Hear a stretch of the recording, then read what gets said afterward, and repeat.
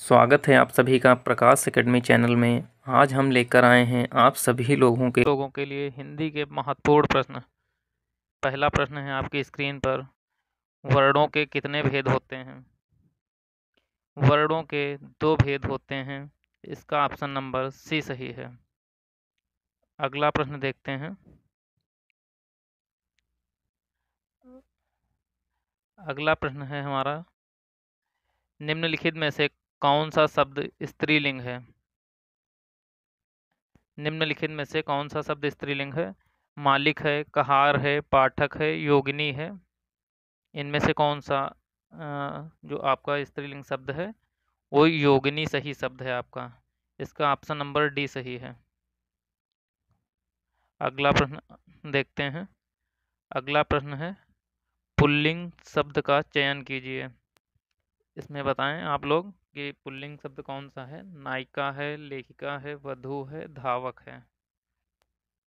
तो इसका जो सही आंसर है वो है धावक। इसका जो सही आंसर है वो इसका धावक है, ऑप्शन डी। अगला प्रश्न आपकी स्क्रीन पर है, शिक्षक का बहुवचन होगा। शिक्षक का बहुवचन क्या है? शिक्षकों है, शिक्षिका है, शिक्षिकाएं हैं या शिक्षकगण है। तो इसका जो सही आंसर होगा वो ऑप्शन डी है, शिक्षकगण इसका सही ऑप्शन है। जो इसका आंसर है सही वो शिक्षकगण है। अगला प्रश्न देखते हैं।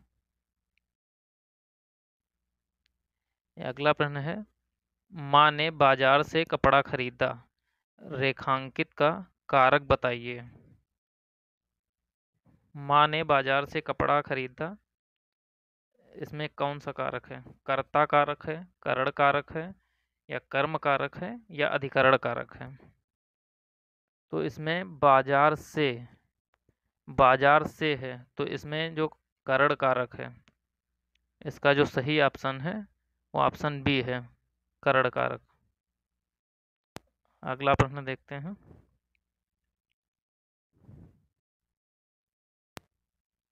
अगला प्रश्न है, यह मेरी पतंग है, रेखांकित का भेद बताएं।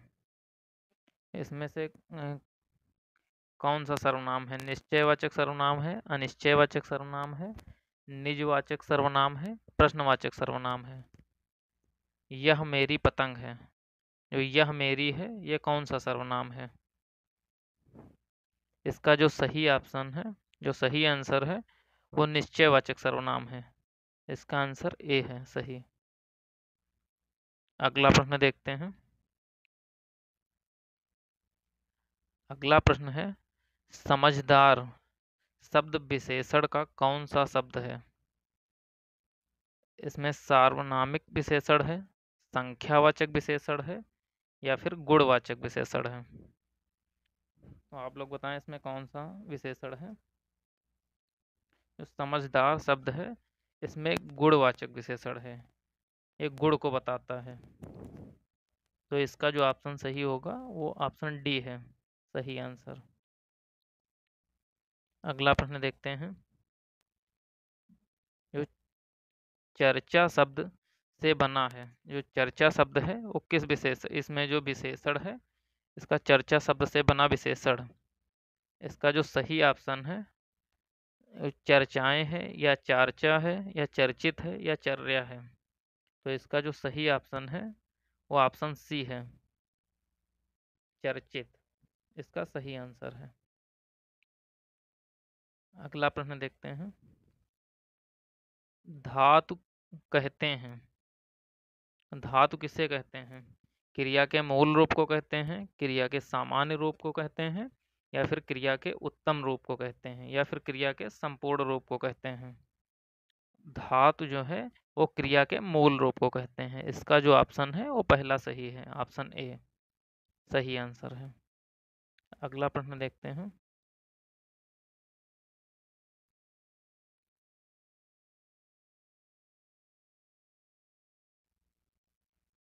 जो इसका अगला प्रश्न है वो भूतकाल के कितने भेद हैं? भूतकाल के कितने भेद हैं आप लोग बताएं। 7 भेद हैं, 6 भेद हैं, या 9 भेद हैं, या 4 भेद हैं? तो भूतकाल के 6 भेद होते हैं। भूतकाल के कितने भेद होते हैं? 6 भेद होते हैं। तो इसका जो ऑप्शन है वो बी सही है। और जो 6 भेद हैं वो कौन कौन से होते हैं? तो इसमें एक सामान्य भूतकाल होता है पहला, दूसरा आसन्न भूतकाल होता है, तीसरा पूर्ण भूतकाल होता है, और चौथा अपूर्ण भूतकाल होता है, पांचवा संदिग्ध भूतकाल होता है, छठा हेतु हेतु मृद भूतकाल होता है। ये 6 प्रकार के आपके भूतकाल होते हैं। तो अगला प्रश्न देखते हैं। अगला प्रश्न है आपका, तद्भव शब्द बने हैं, किससे बने हैं? ये हिंदी के मूल शब्दों से बने हैं, विदेशी शब्दों से बने हैं, या फिर उर्दू शब्दों में बदलाव से बने हैं, या संस्कृत शब्दों में कुछ बदलाव से बने होते हैं? तो जो तद्भव शब्द हैं, इसका जो सही आंसर है वो ऑप्शन डी है। जो संस्कृत शब्दों में कुछ बदलाव से ये तद्भव शब्द बने होते हैं। तो इसका जो सही आंसर है वो ऑप्शन डी है। अगला प्रश्न देखते हैं। इसमें तत्सम शब्द पहचानना है। तत्सम शब्द पहचानिए। इसमें निद्रा तत्सम शब्द है, या कान है, या मोर है, या बंदर है? तो जो इसका सही आंसर है वो निद्रा है। इसका जो तत्सम रूप है वो निद्रा सही आंसर है। अगला प्रश्न देखते हैं। पर्याय शब्दों का कौन सा समूह सही नहीं है? तो इसका जो सही रूप कौन सा नहीं है? पाठशाला, विद्यालय, स्कूल, ये तीनों तो सही हैं। ये विद्यालय को पाठशाला भी कहते हैं, स्कूल भी कहा जाता है, तो ये तो इसका सही शब्द है।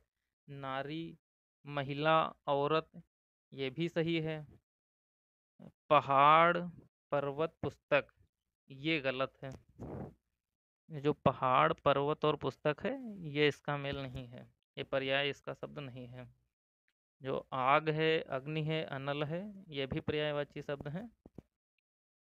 तो अगला प्रश्न देखते हैं।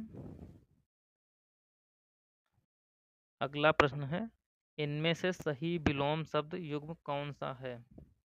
इसमें से कौन सा सही शब्द है?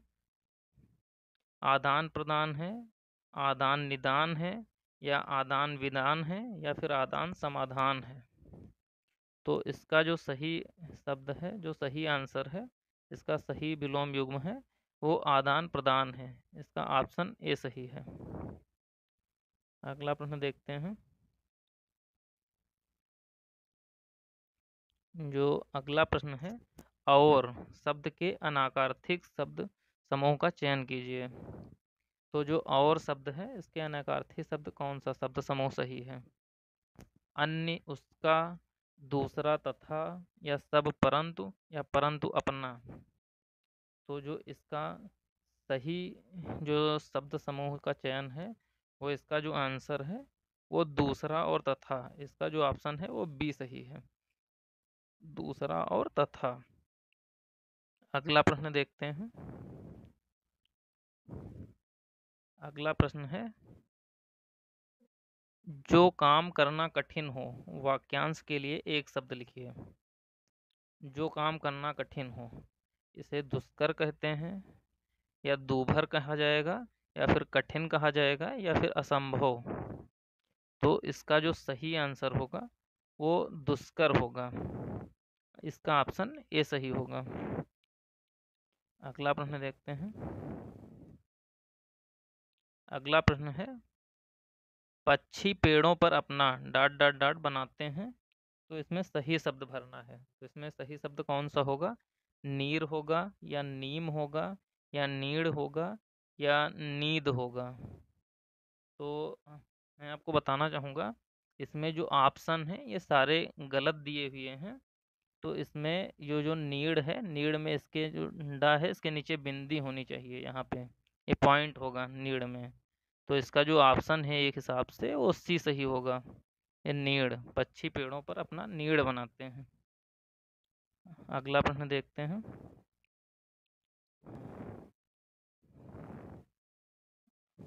अगला प्रश्न है, अनु उपसर्ग, अनु उपसर्ग से बना शब्द है।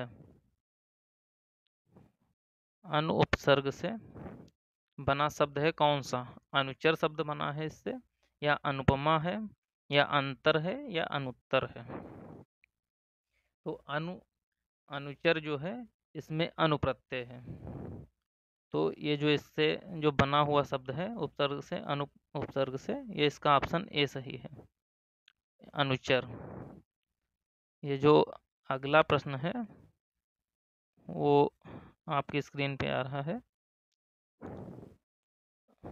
ये भुलक्कड़, भुलक्कड़ शब्द में किस प्रत्यय का प्रयोग हुआ है?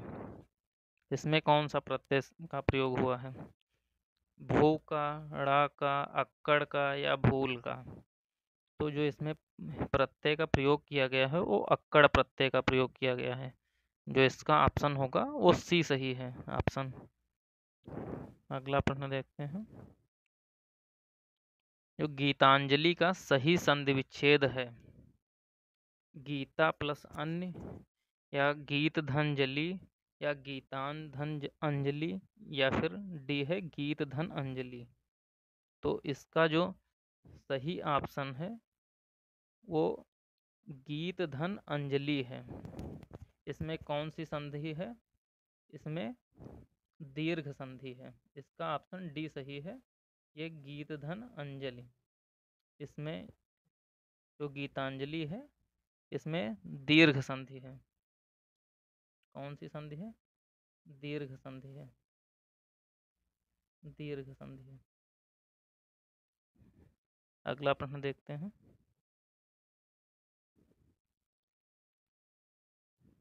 अगला प्रश्न है, सभी मिलकर स्कूल जाता है, वाक्य का शुद्ध रूप होगा। सभी मिलकर स्कूल जाता है, वाक्य का शुद्ध रूप होगा। तो इसमें कौन सा सही रूप है इसका? सभी मिलकर स्कूल गए, सभी मिलकर साथ स्कूल जाते हैं, या फिर सभी मिलकर स्कूल जाते हैं, या फिर सभी साथ स्कूल जाते हैं। तो इसका जो सही जो वाक्य का शब्द रूप होगा, सही शुद्ध शब्द होगा, वो सभी मिलकर स्कूल जाते हैं। इसका ऑप्शन सी सही होगा। अगला देखते हैं।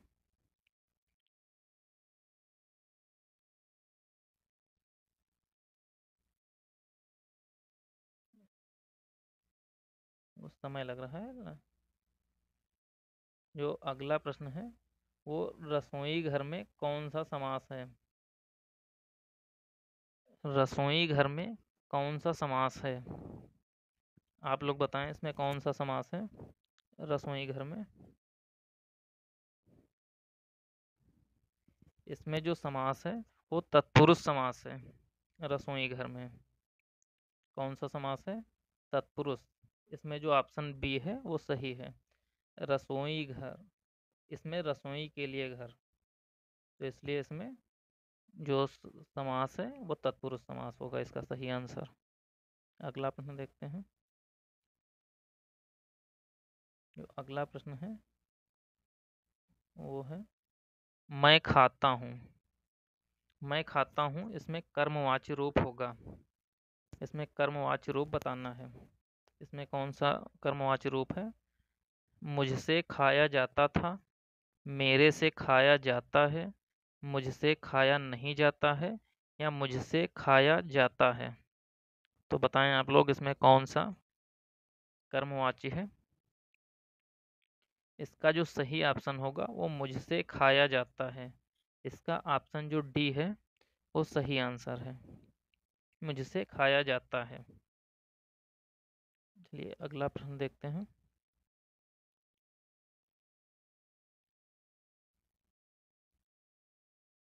जो इसका अगला प्रश्न है, मैं रोज पढ़ता हूँ, वाक्य में क्रिया विशेषण का भेद है। मैं रोज पढ़ता हूँ, इसमें क्रिया विशेषण का कौन सा भेद है? बताएं आप लोग। इसका जो सही आंसर होगा वो कालवाचक क्रिया विशेषण होगा। इसका जो सही ऑप्शन है वो सी होगा। अगला प्रश्न देखते हैं। इसमें योजक चिन्ह है, इनमें से बताना है कि कौन सा योजक चिन्ह है, ए है, बी है, सी ऑप्शन है या डी ऑप्शन है। तो इसमें जो योजक चिन्ह है वो आपका सी होता है। अगला प्रश्न देखते हैं।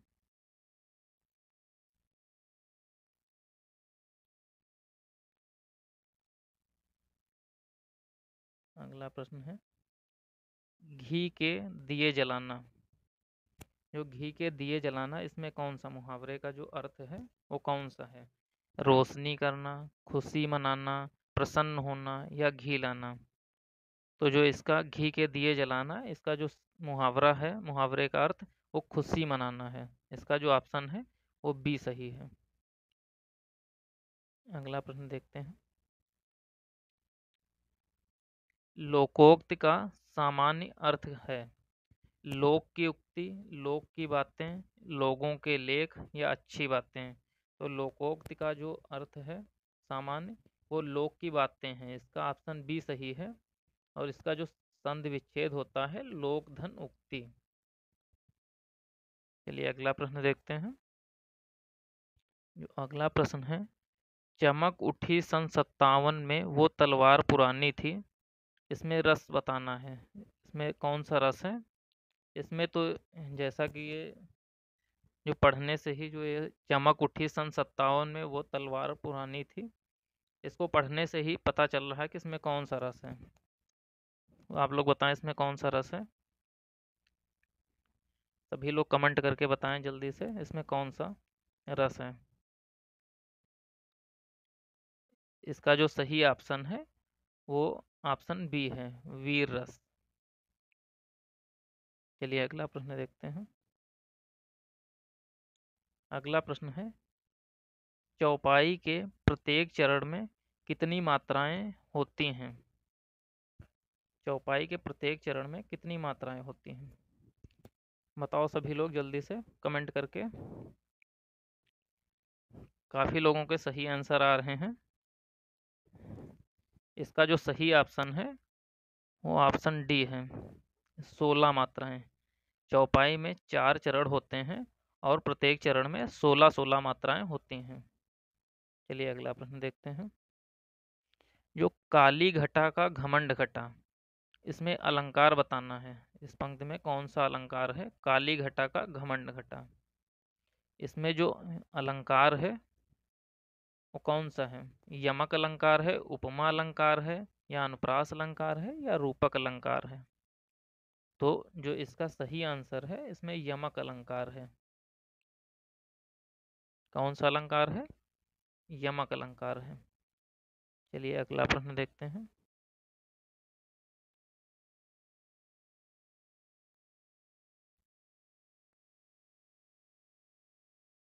ये जो प्रश्न संख्या 144 से 148 का उत्तर दिए गए गद्यांश के आधार पर दीजिए।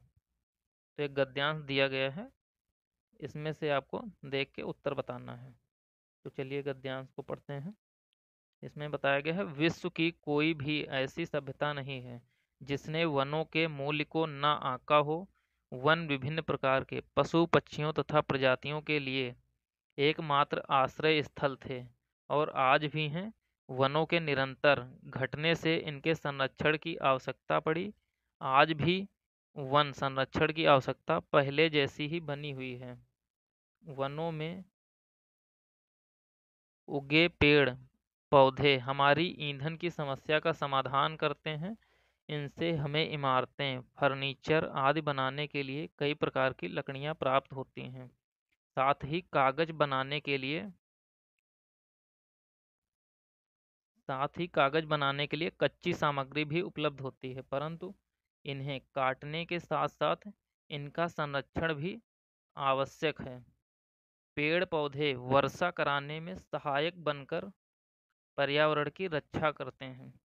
वहीं इनमें कार्बन डाइऑक्साइड जैसी विषैली गैस को सोखने की क्षमता भी होती है, जिससे हवा में गैसों का संतुलन बना रहता है। ऐसा करके वे हमारी पृथ्वी को सुरक्षित रखते हैं। पर्यावरण की सुरक्षा के साथ साथ हमारी सिंचाई और पेयजल की समस्या का समाधान भी वनों के संरक्षण से ही संभव हो सकता है। वनों के कारण ही नदियां अपने भीतर जल की अमृत धार संजोकर प्रवाहित हो रही है। चलिए अगला जो इसका प्रश्न है वो देखते हैं क्या है। इसमें कह रहा है वनों का जो मूल्य है, वनों का मूल्य आंकने का अर्थ है। बताएं इसमें क्या है। वनों का महत्व समझना, या वनों को अत्यधिक काटना, वनों को बेचना, या वन लगाना। तो जो इसका सही आंसर है वो इसका सही आंसर होगा वनों का महत्व समझना। इसका सही आंसर होगा, क्योंकि वनों को अत्यधिक काटना ये होगा नहीं, वनों को बेचना भी नहीं होगा। वन लगाओगे तभी तो, जब आप उसका महत्व समझोगे। जब महत्व समझोगे तो आप स्वयं ही स्वतः ही आप वन लगाने लगोगे। तो इसलिए इसका जो सही आंसर है वनों का महत्व समझना, यह इसका सही आंसर है। अगला जो इसका प्रश्न है वो आश्रय स्थल से अभिप्राय है। आश्रय स्थल से अभिप्राय है भोजन का स्थान, घूमने का स्थान, रहने का स्थान, या आश्रम का स्थान। तो इसका जो सही आंसर है वो ऑप्शन सी है, रहने का स्थान। चलिए अगला प्रश्न देखते हैं। वनों के संरक्षण से अभिप्राय है। वनों के संरक्षण से अभिप्राय है वनों को काटना, वनों को फैलाना, वनों को साफ करना, वनों को बचाना। तो जो इसका ऑप्शन है वो वनों को बचाना है। इसका ऑप्शन डी सही है, वनों को बचाना। और जो अगला प्रश्न है वो देखते हैं। स्क्रीन पे है, लाइन पे बने संपर्क। ये जो अगला प्रश्न है वो वन पर्यावरण की रक्षा किस प्रकार करते हैं। तेज हवाएं चलाकर, या छाया देकर, या वर्षा कराने में सहायक बनकर, या लकड़ी देकर। तो जो वन है वो पर्यावरण की रक्षा किस प्रकार से करते हैं, बताएं आप लोग। इसमें वर्षा कराने में सहायक बनकर। जो इसका सही आंसर है वो ऑप्शन सी होगा। चलिए अगला प्रश्न देखते हैं। नदियों में जलधारा किसके कारण प्रवाहित हो रही है। वनों के कारण, धरती के कारण, किसानों के कारण, समुद्रों के कारण। तो जो वनों के कारण है इसका जो ऑप्शन है वो ऑप्शन सी सही, ए सही है। जयद्रथ वध, अगला क्वेश्चन है। जयद्रथ वध किसकी रचना है। जो जयद्रथ वध है ये जयशंकर प्रसाद की है, या मैथिली शरण गुप्त की है, या सूर्यकांत त्रिपाठी निराला की है, या सुमित्रा नंदन पंत की रचना है। आप लोग बताएं, जल्दी जल्दी कमेंट करके बताएं आप लोग इसका आंसर क्या है। सभी लोग बताएं, कुछ लोगों के आंसर आने शुरू हो गए हैं जी। इसका जो सही आंसर है वो मैथिली शरण गुप्त है। इसका जो सही आंसर है वो मैथिली शरण गुप्त है, ऑप्शन बी। और जो जयद्रथ वध है ये इनका महाकाव्य है। मैथिली शरण गुप्त का ये खंड काव्य है। और इनके जो खंड काव्य है, इनका जो दूसरा खंड काव्य है एक इम्पॉर्टेंट, वो भारत भारती है। भारत भारती, भारत भारती, ये इनका एक एक खंड काव्य है। ये जो जयद्रथ वध है ये महाभारत कि इसमें जो खंड काव्य को लिया गया है, जयद्रथ वध को इसमें वर्णन किया गया है। और जो भारत भारती है ये भी इनका खंड काव्य है। और एक पंचवटी, इनका है एक पंचवटी, जो ये आपके परीक्षा के लिए उपयोगी हैं, वो मैं आपको बता रहा हूँ।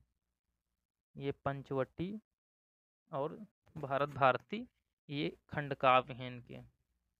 और मैं आपको बता रहा हूँ जो इनका जो महाकाव्य हैं इनके, वो इनके आप मेन महाकाव्य याद कर लीजिए। इनका एक साकेत है, साकेत, साकेत है। और जो दूसरा है वो यशोधरा। ये आपकी परीक्षा के लिए उपयोगी हैं। तो ये दोनों आप याद कर लीजिए, ये काफ़ी पूछे जाते हैं परीक्षाओं में। साकेत और यशोधरा ये दोनों महाकाव्य हैं मैथिली शरण गुप्त के। और जो इनका जयद्रथ वध है ये इनका खंड काव्य है। और मैंने आपको बताया है भारत भारती और पंचवटी ये भी इनके जो खंड काव्य हैं। चलिए अगला प्रश्न देखते हैं।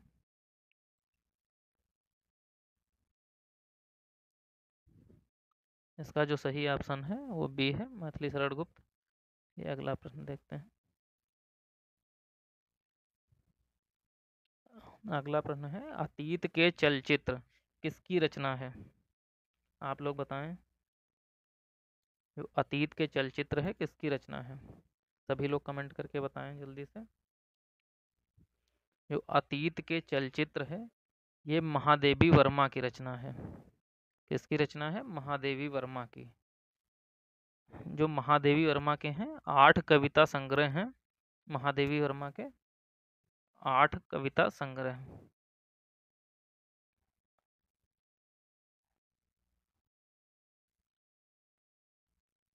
8 कविता संग्रह हैं। ये आप लोग याद कर लीजिए। क्वेश्चन अगर पूछा जाए कि महादेवी वर्मा के कितने कविता संग्रह हैं तो कितने हैं आप लोग बता सकते हैं? 8 कविता संग्रह हैं। और जो इनके मेन जो आपको मैं बता रहा हूँ इम्पॉर्टेंट जितने हैं कविता संग्रह, एक इनका निहार है। निहार, ये इनका निहार है। दूसरा एक रश्मि है। रश्मि, जो इनका रश्मि है।